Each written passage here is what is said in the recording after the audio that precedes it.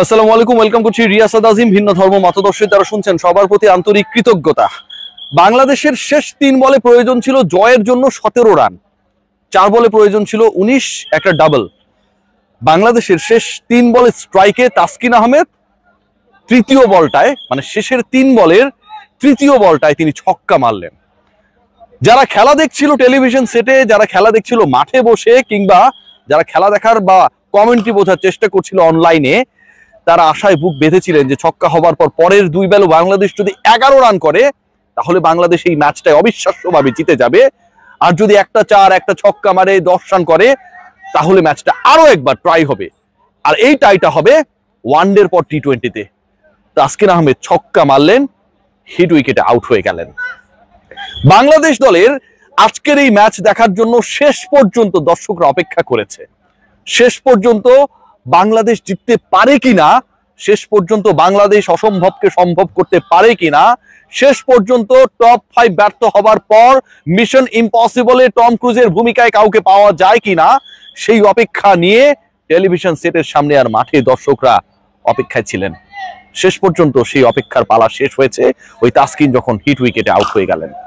বাংলাদেশের 16 রানের পরাজয়, বাংলাদেশের 165 করার টার্গেটে 149-এ গুটিয়ে যাওয়া, বাংলাদেশের 57 রানে 5 উইকেট হারানোর পরেও শেষ 5 ব্যাটারের লড়াই এবং তাদের 92 রান অ্যাড করা একটা বার্তাই দিয়েছে। শুরুর 5 ব্যাটার যখন আলগা ব্যাটিং করেন, যখন উইকেট ছুড়ে আসেন, যখন নাথিং শট খেলে আউট হয়ে যান, রেসপন্সিবিলিটিকে রিল্যাক্টেন্সে পরিণত করেন, ঠিক তখন শেষের 5 ব্যাটার লড়াইটাকে জিইয়ে রাখেন। টেলিভিশন সেটের সামনে টিআরপি বাড়ানোর জন্য ব্রডকাস্টারদের বাধ্য করেন, দর্শককে বাধ্য করেন টান টান উত্তেজনাকর এই ম্যাচটা দেখার জন্য।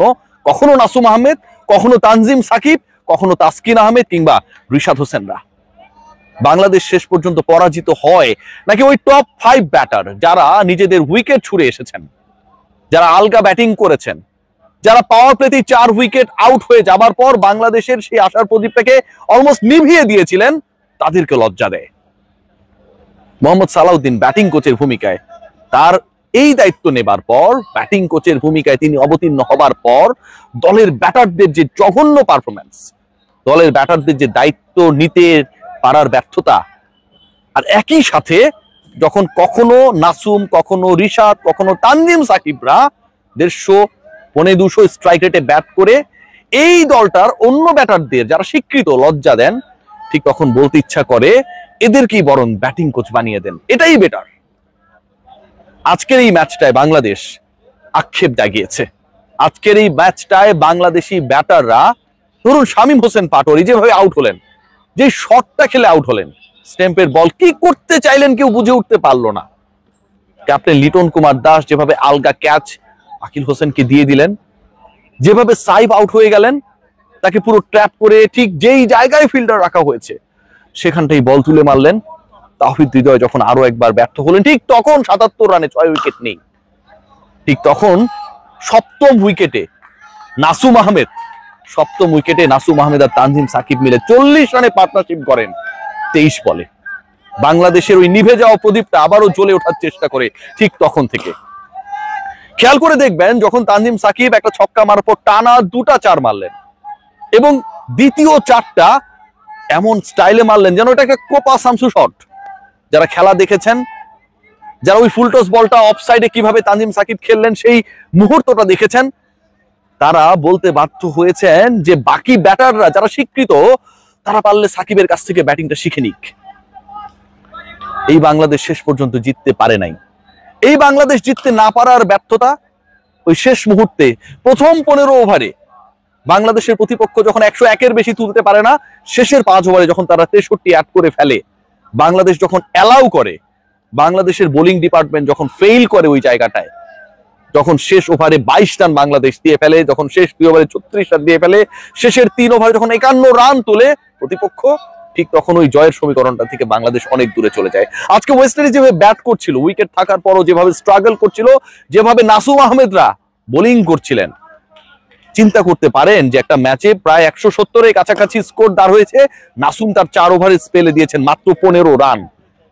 13 বলে ব্যাট হাতে করেছেন 20 রান। আশা জাগানো সেই নাসুম আহমেদরা সেই আশাটাকে শেষ পর্যন্ত ধরে রাখতে পারেন না, যখন শেষের 5 ওভারে 64 রান অ্যাড হয় বাংলাদেশের এগেইনস্টে। অথচ বাংলাদেশ ঠিক একই ধরনের ব্যাটিংটাই করলো, কিন্তু ব্যাটিংটা করলো যারা, ব্যাটিংটা করলেন যারা, ঠিক তারা আমার স্বীকৃত কোনো ব্যাটার না। 3 উইকেটে উইন্ডিজ যে স্কোরটা দাঁড় করিয়েছে, বাংলাদেশ তার কাছাকাছি যাবার ক্ষেত্রে অল আউট হয়ে গেল।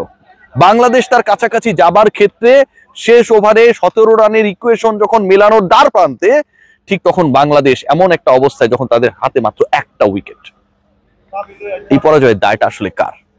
শেষ দিকে আলগা বোলিং, বাংলাদেশের টপ অর্ডারে আরো একবার ফেইল করা, 42 রানের মধ্যে 4টা, 57 রানের মধ্যে 5টা, 77 রানের মধ্যে 6 উইকেটের পতন। অনেক বেশি ডিবেটেবল 11 আরো একবার। আজকের এই উইকেটে রানস হবে, অনেক রানস হবে, প্রতিপক্ষ রান করবে, শুরুর দিকে করতে না পারলেও শেষ দিকে উইন্ডিজ ব্যাটাররা সেটা করে দেখালো। বাংলাদেশের সেই দলটায় যেই দলটা এখানকার উইকেটেই খেলতে নামলো, পারভেজ হোসেন ইমনের মতো সুইট হিটারকে আমরা রাখলাম না। তাওহিদ হৃদয়ের ইনক্লুশন কি কারণে, কি জন্য, সেই ব্যাখ্যাটা আমরা কেউ জানি না। কি কারণে তাওহিদ হৃদয়কে খেলাতেই হবে, কি কারণে পারভেজ হোসেন ইমনের মতো স্ট্রোক মেকারকে আজকের মতো উইকেটে, this is not a wicket which has been produced in Mirpur Sher-e-Bangla stadium. এটা চট্টগ্রামের উইকেট, আগে থেকেই বলা হচ্ছে এখানটায় রান হবে। প্রতিপক্ষের ক্যাপ্টেন, প্রতিপক্ষের কোচ বলছে বাংলাদেশের সেরা উইকেট ওখানটায়, কেমন সেটা আমরা জানি। ঠিক ওই জায়গাটায় এখানটায় এসে যখন আপনার প্রপার ক্রিকেটারকে, প্রপার হিটারকে, স্ট্রোক মেকারকে আপনি 11এই রাখেন না, এর থেকে প্রশ্নবিদ্ধ সিদ্ধান্ত আর কি হতে পারে? তানজিম সাকিবের ওই ওভারটা 22 রান হয়ে গেল, 3টা ছক্কা খেলো বাংলাদেশ, বাংলাদেশকে ডুবিয়ে দিল।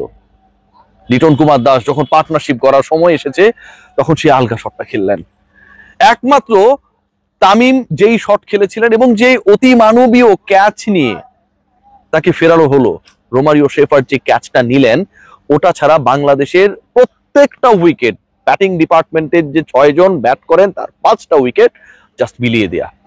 নুরুল হাসান সোহান ফিনিশিং এ ব্যর্থ হয়েছেন, টিকে থাকতে ব্যর্থ হয়েছেন। শামীম হোসেন পাটোয়ারি যে ক্রাইম করেছেন, পরের ম্যাচে যদি তাকে বাদ দেওয়া হয়, ড্রপ করা হয়, বলার কিছু থাকবে না। তাওহিদ হৃদয় যাকে খেলানোর জন্য আপনি আপনার প্রপার ওপেনিং পেয়ারকে শেষ পর্যন্ত ভেঙেছেন, তামিম ইমনের ওই পার্টনারশিপটাকে গড়ে তোলার ক্ষেত্রে চিন্তা করেছেন যে আজকে ওকে বাদ দিয়ে সাইফকে ওপেনিং এ খেলিয়ে দিই, সেই তাওহিদ হৃদয় আজকে আস্থার প্রতিদান দিতে আরো একবার ব্যর্থ হলো। বাংলাদেশের সম্ভাবনা শেষে গিয়ে শেষ হয়ে যায়।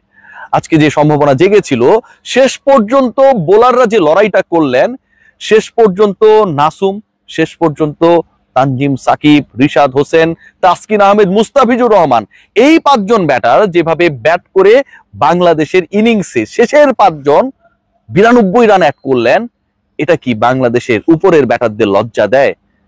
আসলে কি দেয় নাকি দেয় না? তাদের উপর তো ছাতা হয়ে আছেন মিস্টার এস। সবাই ভালো থাকবেন।